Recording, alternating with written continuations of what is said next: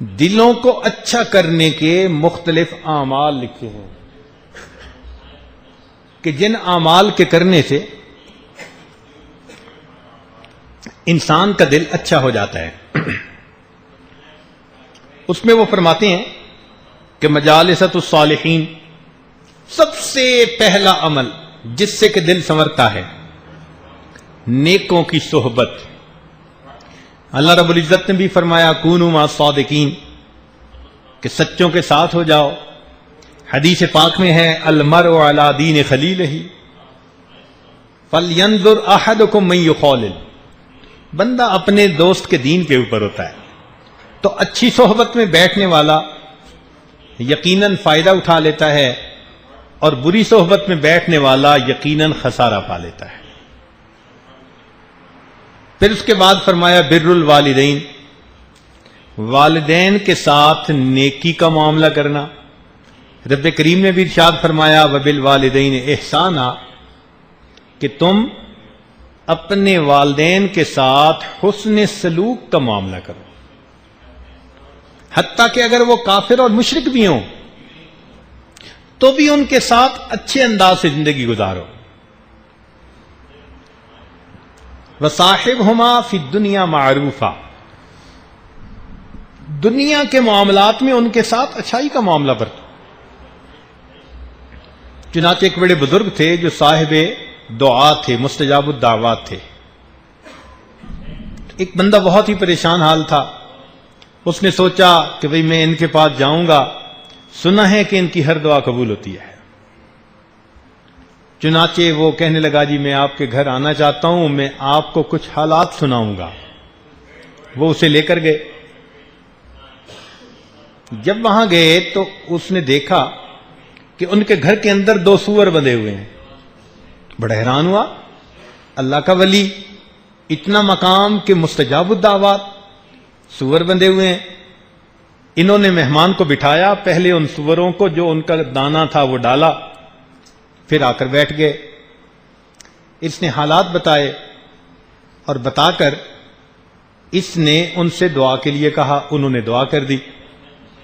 جب ذرا بات بڑھی تو اس نے پوچھا کہ جی آپ کو اللہ نے یہ مقام دیا بڑے بڑے مشائخ نے تصدیق کی یہ آپ کو مقام کیسے ملا؟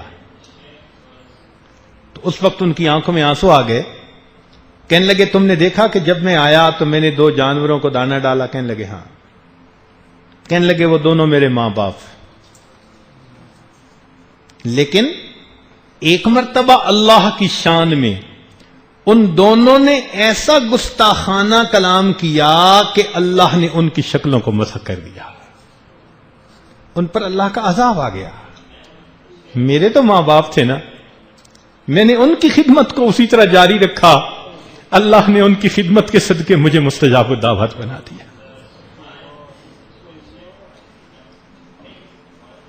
آج کل کے نوجوان اپنے ماں باپ کو کچھ سمجھتے ہی نہیں ہیں.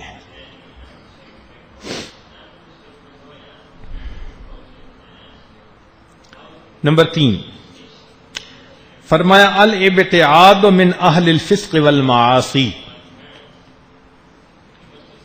الابتعاد عن اہل الفسق والمعاصی, فسق و فجور والے جو لوگ ہوتے ہیں ان سے الگ رہنا. اور یہ تو ہم روز اللہ سے وعدہ بھی کرتے ہیں, روز اللہ سے وعدہ کرتے ہیں. اور مزے کی بات باوضو ہو کر وعدہ کرتے ہیں. اور بھی عجیب بات مسجد میں کھڑے ہو کر وعدہ کرتے ہیں. اور بھی عجیب بات حالت نماز میں وعدہ کرتے ہیں. روز وعدہ کرتے ہیں. وتر میں کون سی دعا پڑھتے ہیں؟ وَنَخْلَعُ وَنَتْرُكُ مَن يَفْجُرُكَ. اور صبح انہی کے ساتھ دوستی کر رہے ہوتے ہیں. یہ بروں کی دوستی بندے کو بالآخر ڈبو کے رہتی ہے. صحبت صالح ترا صالح کند, صحبت طالع ترا طالع کند.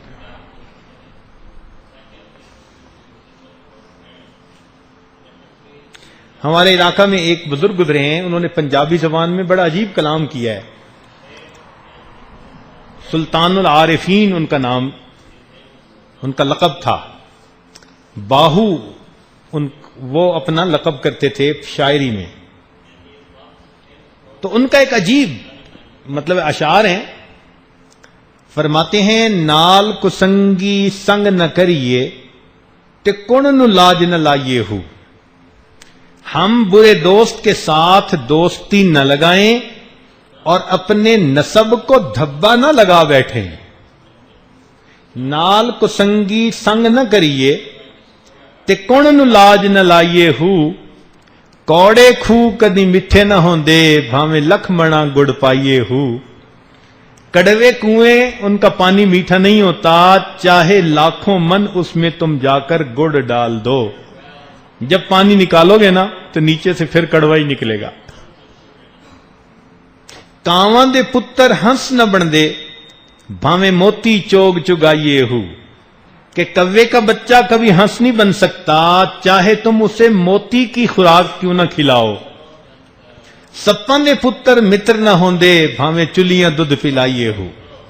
اور سانپ کے بچے کبھی وفادار نہیں ہوتے چاہے تم اپنی ہتھیلی پہ لے کر اس کو دودھ کیوں نہ پلاتے پھرو. اور آخر پر فرماتے ہیں تم بے کدیں تربوز نہ ہوندے بھاویں توڑ مکے لے جائیے ہو. ہنزل ایک پھل ہے، دیکھنے میں تربوز خربوزے کی طرح ہوتا ہے، اتنا کڑوا کہ اگر صبح کے وقت اس کو اپنے ہونٹ پہ آپ لگائیں تو شام تک کڑواہٹ ختم نہیں ہوتی، اتنا کڑوا ہوتا ہے. فرمانے لگے کہ جو اس طرح کا ہوتا ہے نا اس کو تم لے کے مکے بھی اگر چلے جاؤ تو جا کر تربوز بننے سے وہ رہا.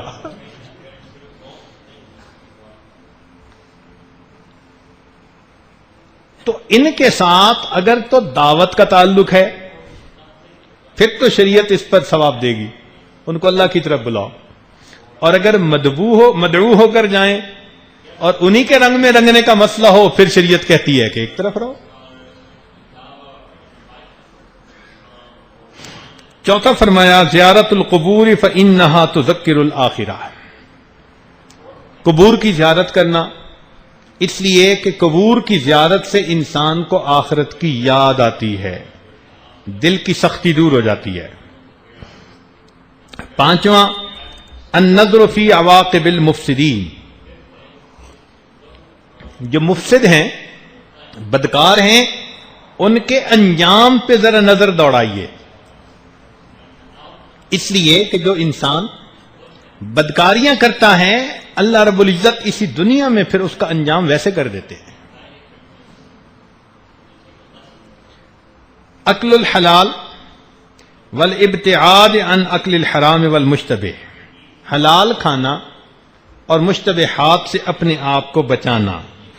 اللہ تعالیٰ فرماتے ہیں یا ایھا الرسل کلوا من الطیبات واعملوا صالحا. پھر فرمایا ساتواں تقلیل الاکل، تھوڑا کھانا. کلو وشربو ولا تسرفو، کھاؤ پیو مگر اسراف نہ کرو. آٹھواں الاکثار من الصیام والتتابع بین الحج والعمرہ. کثرت سے روزے رکھنا اور کثرت سے ایک کے بعد دوسرا حج اور عمرہ کرنا، اس سے بھی انسان کا دل منور ہوتا ہے. نواں کہا قیام اللیل و احیاؤہ بالعبادہ. راتوں کو جاگنا، اللہ کی عبادت سے اپنی رات کو منور کرنا. الدعاء و اغتنام اوقات الاجابہ. دعا مانگنا اور جو قبولیت کے اوقات ہیں ان سے فائدہ پانا، ان میں دعائیں مانگنا اللہ سے. پھر الصمت عما لا یعنی، لا یعنی باتوں سے پرہیز کرنا، خاموش رہنا. من صمت نجا. الخلوہ بالنفس و محاسبتها، جس کو ہم مراقبہ کہتے ہیں کہ تنہائی میں 15 منٹ آدھا گھنٹہ بیٹھ کر اپنے آپ کا محاسبہ کرنا.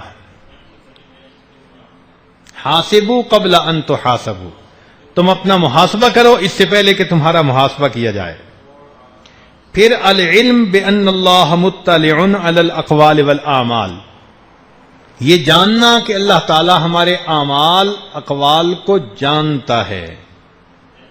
الصدقۃ و معرفت احوال الفقراء والمساکین، اللہ کے راستے میں صدقہ دینا، المحافظۃ علی الصلوات، نمازوں کی پابندی، قراءۃ القرآن بالتدبر والتفکر فیہ، سوچ سمجھ کر اللہ رب العزت کے کلام کی تلاوت کرنا، التفکر فی مخلوقات اللہ تعالی، اللہ کی تخلیقات کے اندر غور خوض کرنا، اجتناب المنکرات والملاہی، غفلت والے کام اور منع کیے ہوئے کام ان سے بچنا، اغتنام الاوقات بالنافع من الاقوال والاعمال، اپنے اوقات کو اچھی باتوں اور اچھے کاموں میں لگانا، اور 20واں فرمایا المعالجہ بالاطباء الروحانیہ، جو روحانی طبیب ہیں ان روحانی اطباء سے اپنا روحانی علاج کروانا۔